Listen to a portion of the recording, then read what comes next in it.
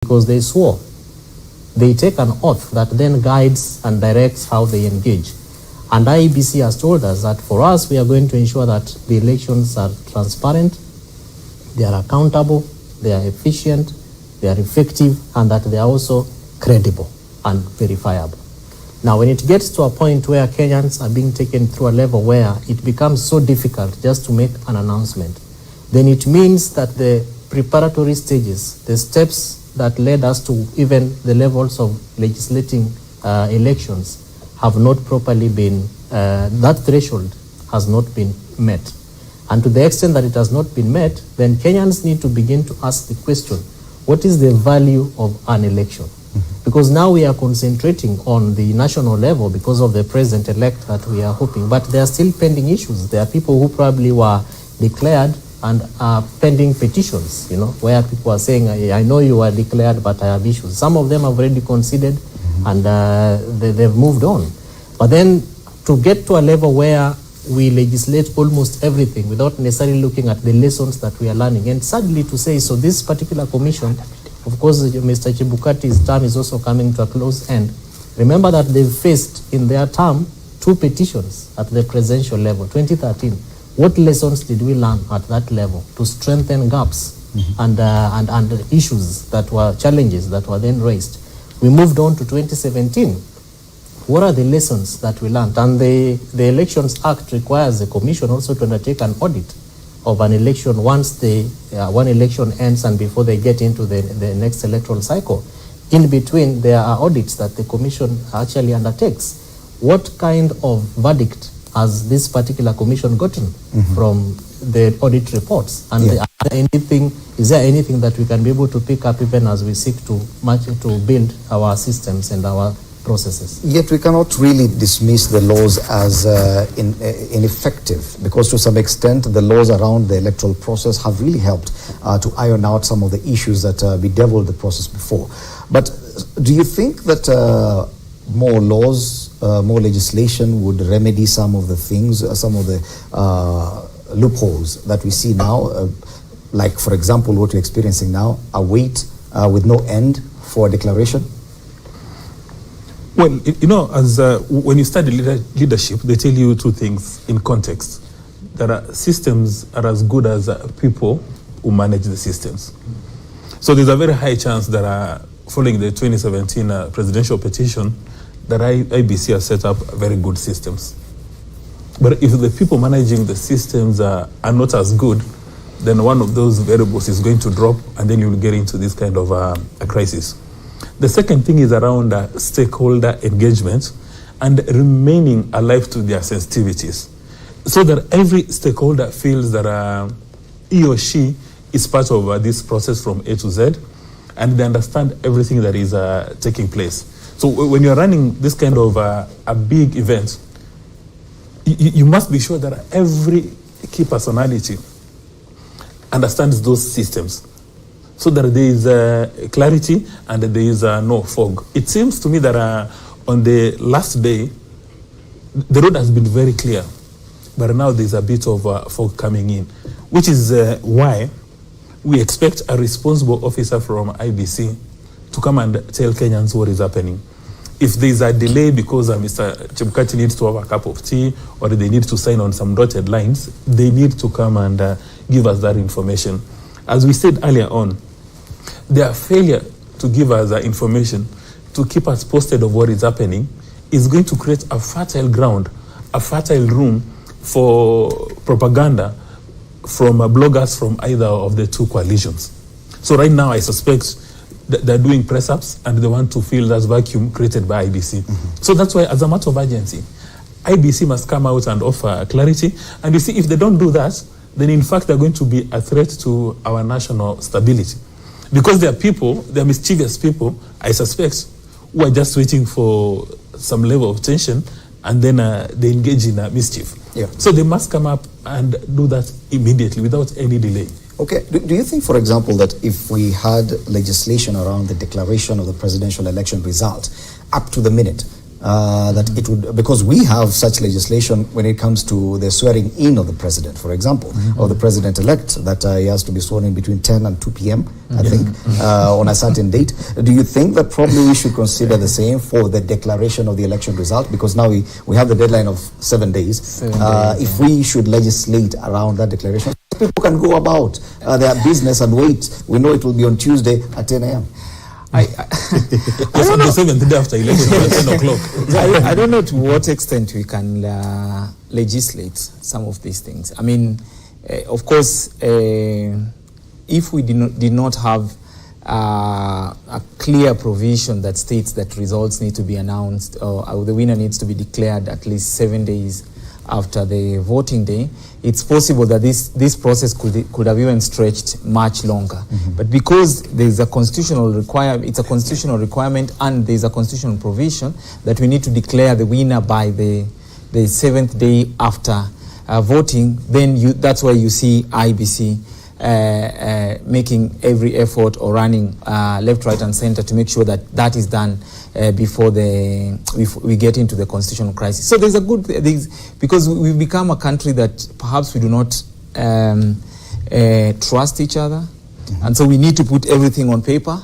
But other than that, if it weren't for that, then some of these things will just be good practice, will just be a good habit, will just be something that we need to do because it has to be done. So I'm not sure legislation would really solve many of these problems. Actually, we lock ourselves in every time we legislate everything. Because the ideal situation would be that we expect that every Kenyan is of good manners, that we will have expectations and have those rational expectations met.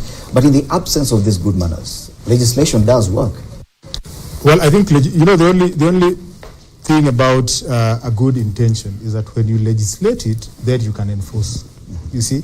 So that's the thing. That's the farthest legislation can go, that you legislate so that you enforce. And to a large extent, you realize that Kenyans are learning, and I think good manners is inculcated slowly but surely. We've reached a point where legislation has brought us this far, because there are things that are enforceable. Like, an electoral offense is a crime that is punishable through a judicial process. Has it deterred people from engaging in electoral malpractices? No. So people know that there is legislation to deal with us if we are involved in mischief, but they still do that. And I think it's a learning experience. And even from this election, I think one thing that I've kept saying is that we need to see in the public domain that any other person who was involved in anything that was untoward in the electoral process is dealt with, and is seen to have been dealt with decisively to deter any instances of the same things happening in subsequent elections. But one thing Kenyans have to learn is that when you're given responsibility, there is a lot that you're called to do. And we must see that the people who are given responsibility are going out of their way to serve the interests of Kenyans. And if they are not, they should be punished. But I can tell you, the steps that we're making are very progressive and very encouraging.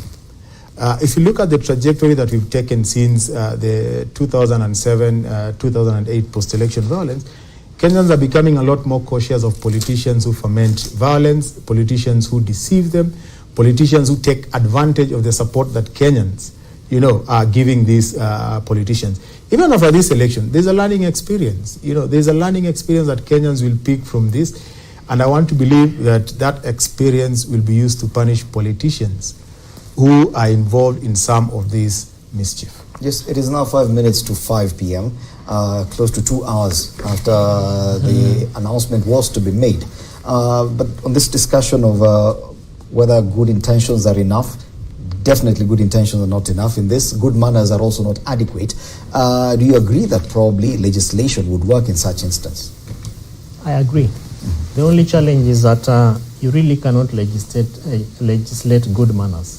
If somebody decides to do good, you do good without the necessity of a law. And if you decide to do bad, you want to do that bad, of course, with expectations that there are going to be consequences. And in this case, the commissioners and the chair of the commission knows that in the event that the processes are not properly done for the good of the people of the Republic of Kenya, there are going to be consequences. Unfortunately, Fred, we have failed to strengthen the accountability mechanisms to be able to deal with the consequences. Because if you look at this commission again and the manner in which they have engaged in elections in 2013 and also in 2017, it's more or less, it's easier to say that we accept and move on than ask the difficult questions, which we are not asking. Even most Kenyans, even those who blog and those who are now bothering us with statistics and probably trying to imagine what could be happening. Once the president-elect is announced, we more or less move on. We will not go back into asking, oh, by the way, there are 2 counties that have not had elections. Oh, by the way, there are 9 areas where they will be having by-elections in August 23rd. And the reasons as to why those processes were breached or those particular issues happened the way they were, the way they happened. So laws are there to, in my view, deter, and a lot of times also to be able to prevent certain things from happening. And this is a lesson that in the event that, if you look at, for instance, assumption of office, the committee, there is a law that prescribes its coming into force, the swearing in of governors, even at the county level, there is a particular law that says this is when it is happening, between this time and this time. And that's how it's been happening since at least the second generation of county governments. And even 2013.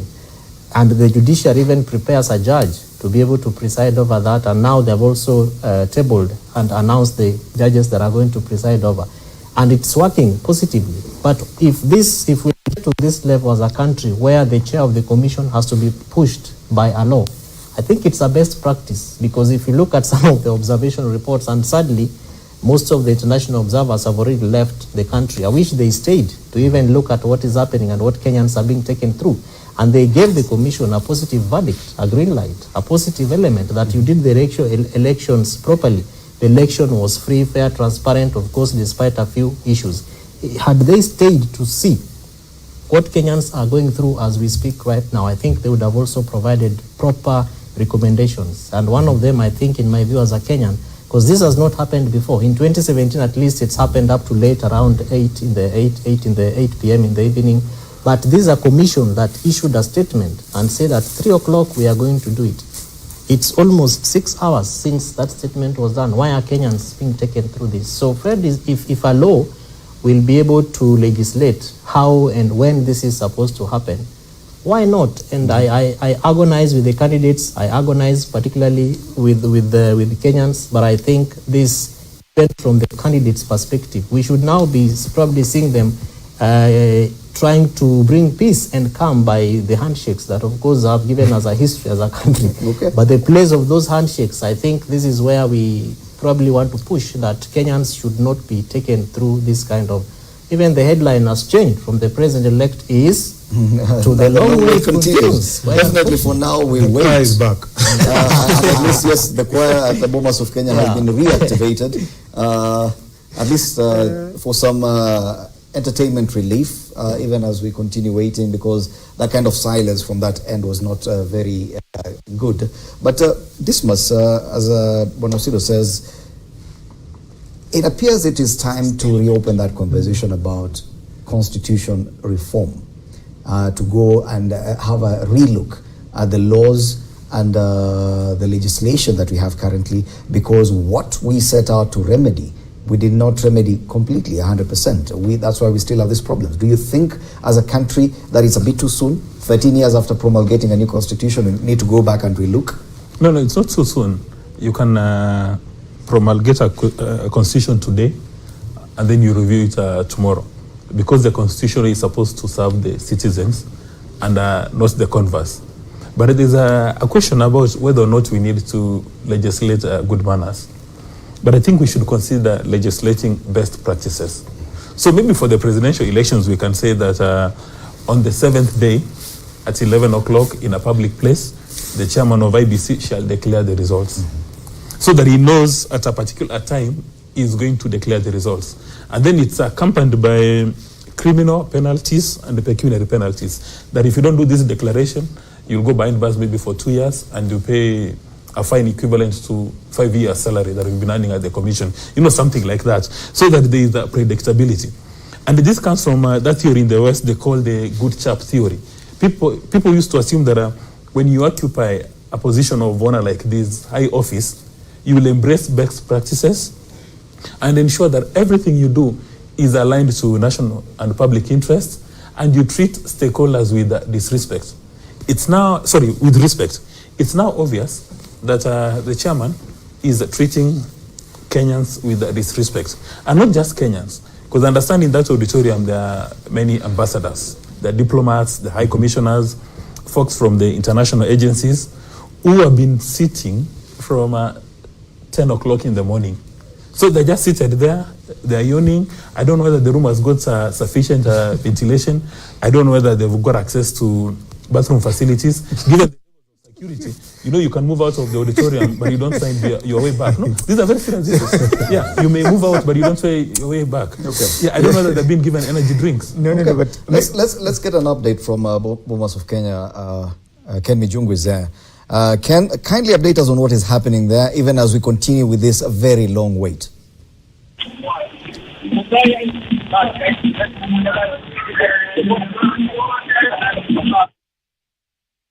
Ken, kindly update us on what is happening.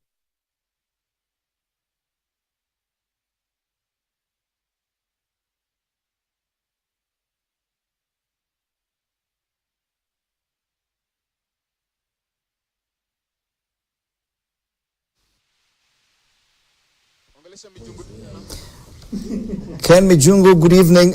We need an update from the Bomas of Kenya on what exactly is happening there. We are all glued to the screens. Kindly update us. Right now what's happening, there's a lot of singing and dancing. The mood of the people is being right now, again, being lightened a bit. Because there's been sort of a stalemate here from what we understand. Now that it's not been officially communicated, we can only report what we hear from sources, Fred. And what we hear from sources is earlier on around 2:30 when an announcement was made at the plenary for the agents of the four presidential candidates to report to a private room just behind where the commissioners will sit. We are told they were mandated to sign the Form 34C, which makes it a legal document. That's the only time it becomes a legal document, and that's the only time it can be used to declare the election. So, Fred, we understand that the agents declined to sign Form 34C, although there's been a press conference where I have also heard to the contrary from Azimio that perhaps they have not seen the Form 34C. So, from the outset, once one likes this report, that what we're saying is what we're hearing as grapevine here, but it's right, so it gives a little credence to the fact that it could be true. So after refusing to sign the Form 34C, then the IBC cannot move forward and declare this result, because the only time it becomes a legal document that can be used to declare results is when it has been ratified by the agents in this election. That's the form. Chief agent for Professor Wajakoya, Dr. Maure, and of course Mr. Maure, and of course Raila Odinga and William Ruto. That's the time it becomes legal document that can be used to declare the results of the presidential election. Without that, Fred, it's impossible to sign it. So a few minutes ago, Ledama Olekina, the sitting senator in Narok County, moved to the podium, picked the microphone, in just sort of he wanted to make an announcement. But again, this is a controlled environment now because all those public speaking items have been switched off, so he was not able to say whatever he wanted to say. Right now, we also see the section where Azimio have been sitting is blank, which means most of the Azimio elected leaders and party leaders have left for a meeting. So that's essentially what we can see from where we're standing, Fred. And of course, now it's just about the choirs and people trying to lighten their mood and get back to probably celebratory mood.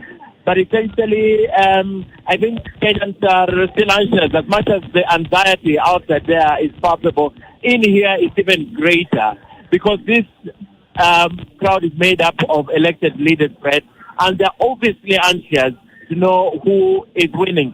So as I mentioned earlier on about an hour ago, the opinions in here are divided also, Fred. We have several people who are saying the election has been won by the Kenya Kwanza side. Others who are saying it's been won by the Azimio side.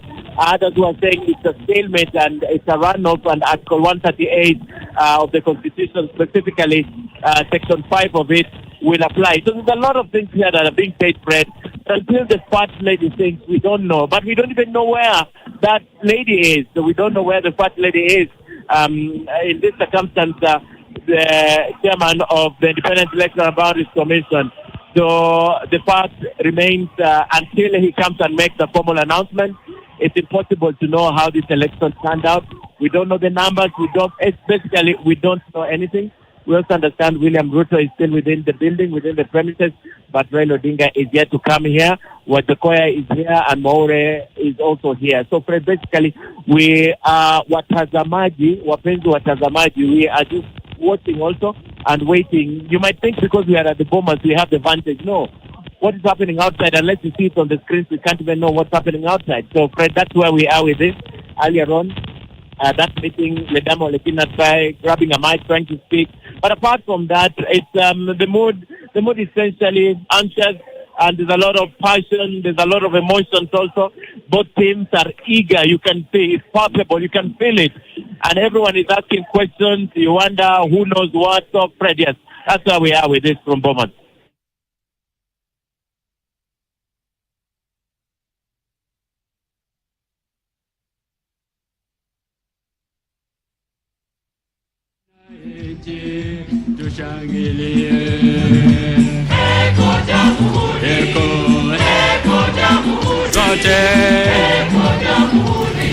Thank you, Ken. Ken Mijungu there updating us from the Bomas of Kenya National Tiling Center on what exactly is happening there. And according to reports, the issue appears to be with that Form 34C that according to sources, the agents representing the political parties have declined to sign.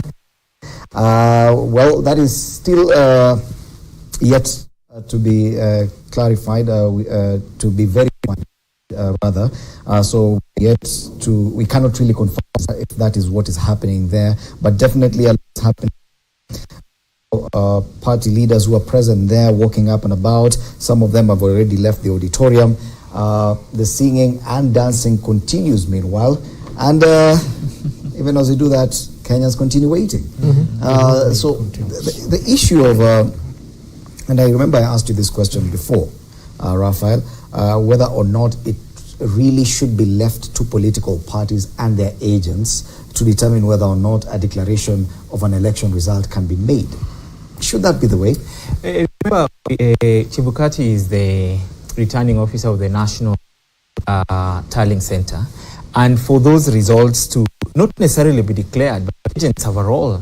Agents have to sign in and say, look, whatever has been indicated on these papers, on these forms are actually, we agree with whatever have been generated or indicated in the papers.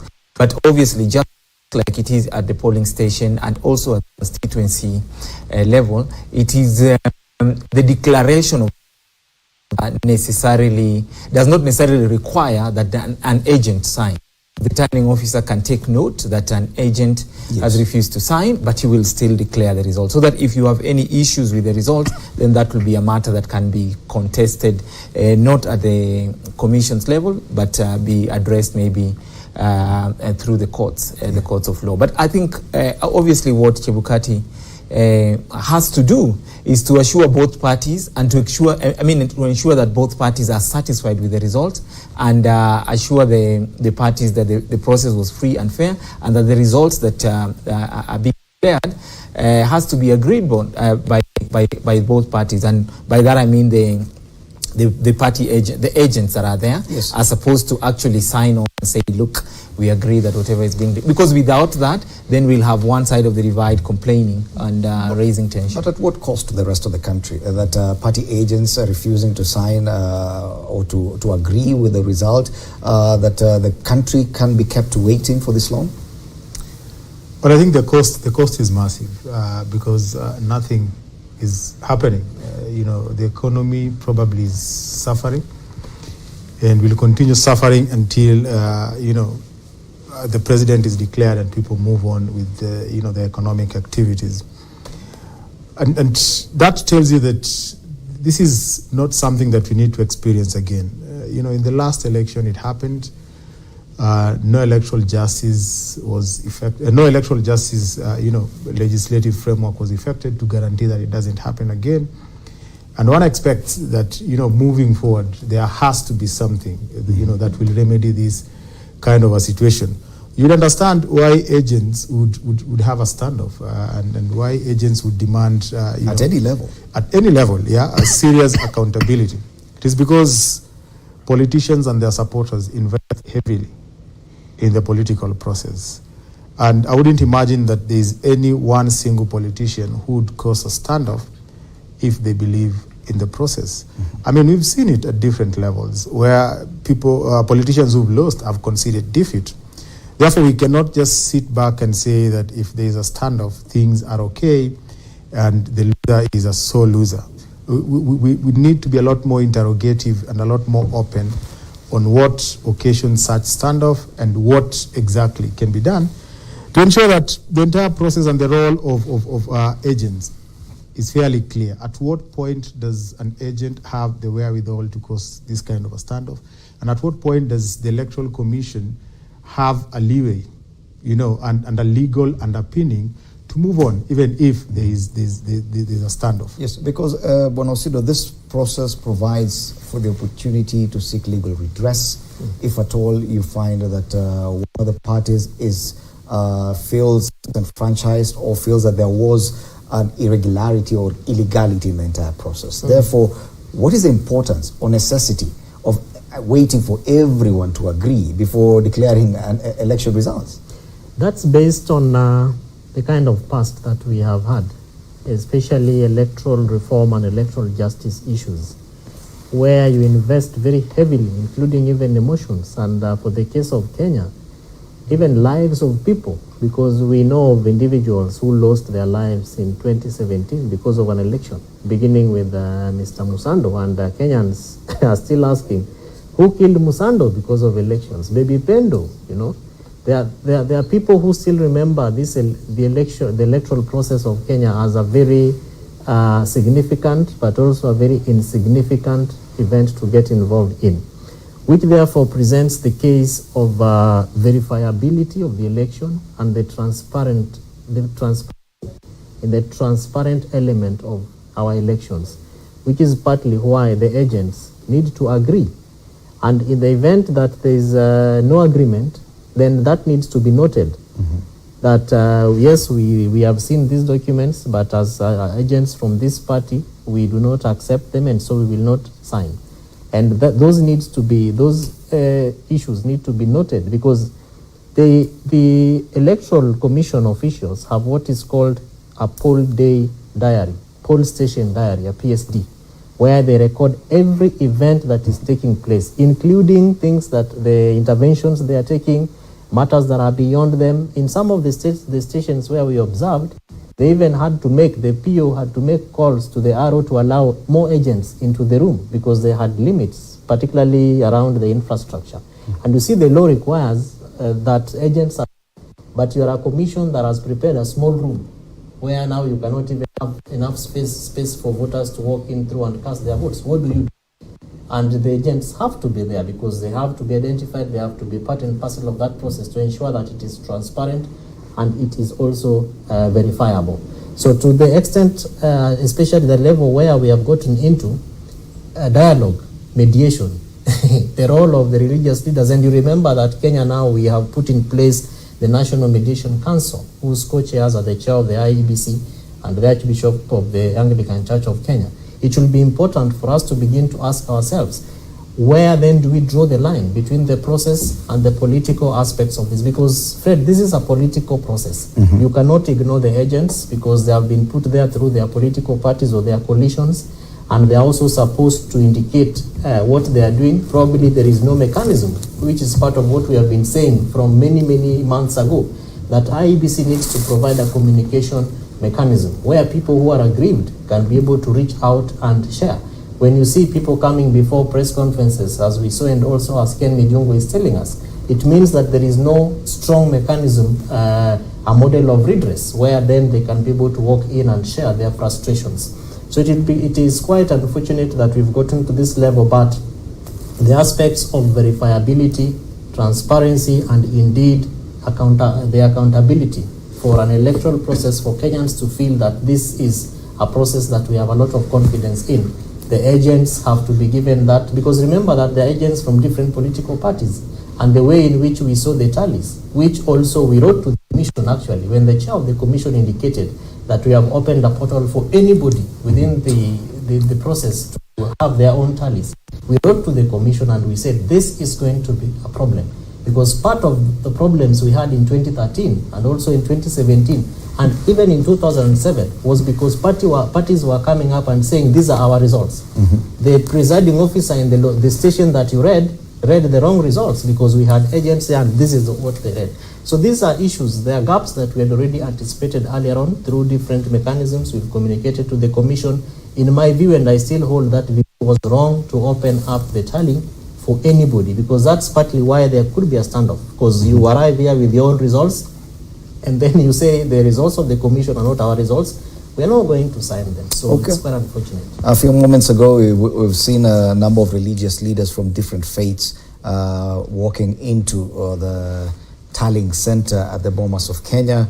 Probably an indication that something could be happening in the next few minutes. We do anticipate that probably it could be that big announcement that we've all been waiting for, because they've sat right behind where the commissioners are supposed to sit. None of the commissioners is present yet, and once we see them, then we'll be certain that at least there will be some communication, including possibly the declaration of results. But this issue of what we were discussing, the matter of laws, issue of the process, what do you have to say about this now? Fred, indeed Kenyans are very peculiar. 2017 elections, people demanded for accountability, transparency, and they said, open the server. We want to see information. You don't need to keep us in the cover of darkness. Now, all of a sudden, my friend Kevin Osido is saying, wait a minute, having this information on the portal is probably a mistake. Why would he consider it to be a mistake if it's a process, a strategy to enhance transparency? Now, if you do your tallying, and then another person does his tallying, and another person does the tallying, and then the tallies do not harmonize, then you can actually get a few guys with PhDs in maths or statistics, or students with a new calculator. With a calculator, and just do the tallying. So in my view, the fact that different parties to this election are coming up with different tallies does not mean that it was wrong to create this portal. We need this portal. We need, this enhancing transparency. Can you imagine what would be happening now if the portal was not open? Because right now, if there's any dispute, using your mobile phone, using any gadget, you'll access the information. And Kevin has got the alacrity to say that was a bad move and they are protesting it. So I think Kenyans are peculiar. But now talking about the law, because Kenyans, majority of our public leaders have abandoned this good sharp theory that they're supposed to embrace best practices, behave in the interest of our nation. We need now to enforce so many pieces of legislation so that there is no loophole at all. Mm-hmm. And then also earlier on, Raphael had indicated that the agents must be satisfied. In my view, well, it's important for them to be satisfied, but if one is unhappy, then they cannot blackmail the entire nation. Mm-hmm. The chairman should go ahead and declare the results and indicate these are the reservations from various parties. He goes ahead, he declares. If somebody has got issues, then they make their way to the Supreme Court. Kenyans will go to bed tonight knowing one of the parties is going to the Supreme Court than creating this suspense. Now, this suspense is very bad for national security because it gives mischievous bloggers, mischievous propagandists, people who engage in toxic politics. They're about to be given a blank sheet. They're about to be given a blank check where they can start engaging in a lot of mischief. Okay. Yes, Kevin. I just wanted to rebuttal what my good friend Dismas is saying.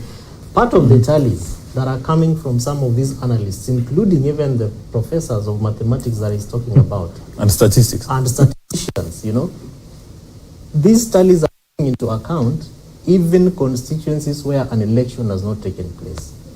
For example, we know that you will have 350 290 elected members. So if you present a tally that gives us half of these numbers, maybe 143 on one side, and then the balance on the other, without taking into account the people of Kacheliba constituency have not had an election for an MP. The people of Pokot South, the people of Rongai in Nakuru, the people of those are the constituencies, because the others are